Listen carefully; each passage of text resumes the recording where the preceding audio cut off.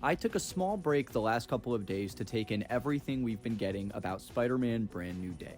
I also made a tutorial for the new web shooters in this movie, so make sure to go check that out and whip yourself up a pair. It was also just announced that filming has been extended in Scotland for an extra 2 weeks, bringing them right to the close of August. I wonder if they've seen all the reception online and have decided to do more takes just to get more publicity. What I mean is, after Tom's first appearance in the suit the other day, they did some filming of the action scene, but obviously not all of it.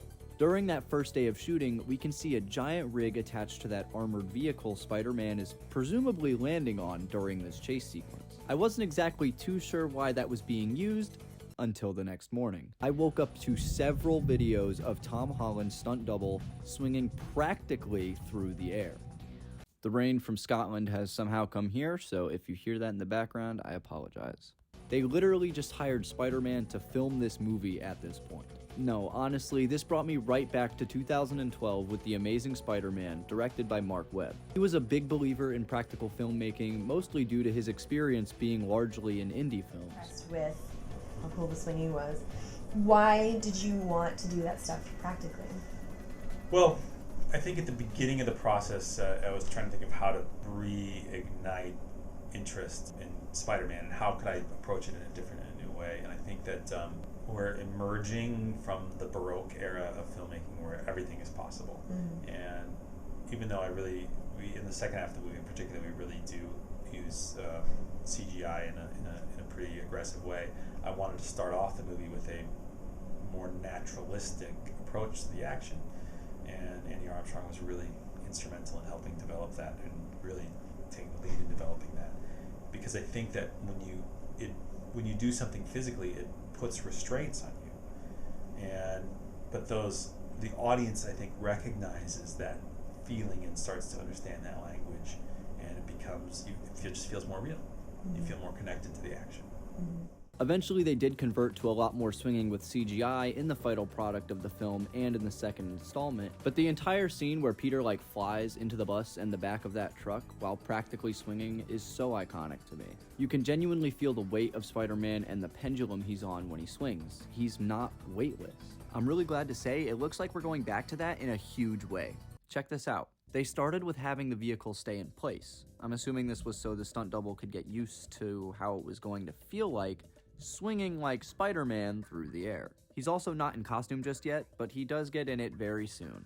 We can see he's rigged up pretty well for safety, which is always a good thing. The last thing we'd want is a repeat of that Disneyland Spider-Man thing, but with a real dude. Anyway, once he got the costume on, the real fun began. They did a few tests before anything ballistic, but this was already mind-blowing. They were running through what looks to be the first half of the chase sequence again, but this time Spidey is literally flying through the air. Well, not flying, swinging. This is actually so insane to look at. I'm so glad the cast and crew are putting so much love and hard work into this. The director for the Spider-Man Home trilogy, John Watts, did say this,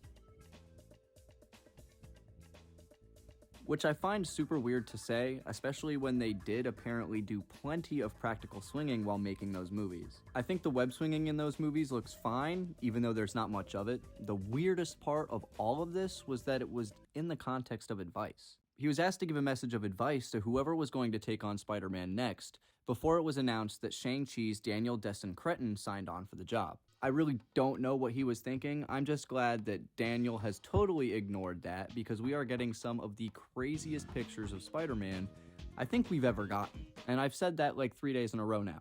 The tank is traveling down the street at full speed, Spider-Man is swinging above him and somehow hitting a pose in between each swing, and then out of nowhere, a huge explosion goes off behind Spider-Man. They were doing some tests of this the other day, but we really didn't have any idea what they exactly were or what they're doing, just explosions behind some cars. A couple of my guesses would either be that Punisher is shooting backwards at Spider-Man and or the police chasing him, or it's at an unseen Hulk rampaging through the city and the Punisher is hunting him down.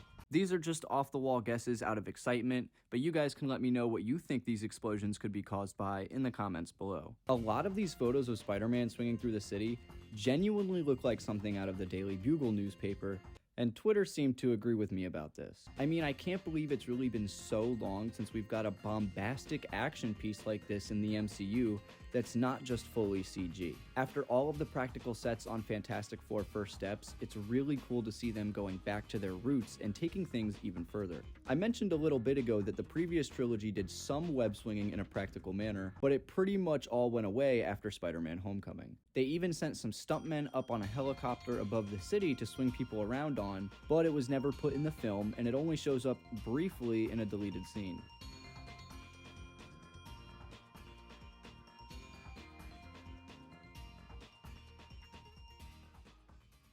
What? No way! Look at this place. Oh my god, this is insane! Not loving the orange chip. What? Look at the candies. Here, that's what I'm taking. My toffees. I have a TV in my bathroom? Yes! I bought my homework just in case, because I don't know how long I'm gonna be here. Come on. I guess it's time to go and fight the bad guys. We have thin walls here. I'm gonna clean this up before housekeeping sees it. I should probably go to bed. But I really don't want to.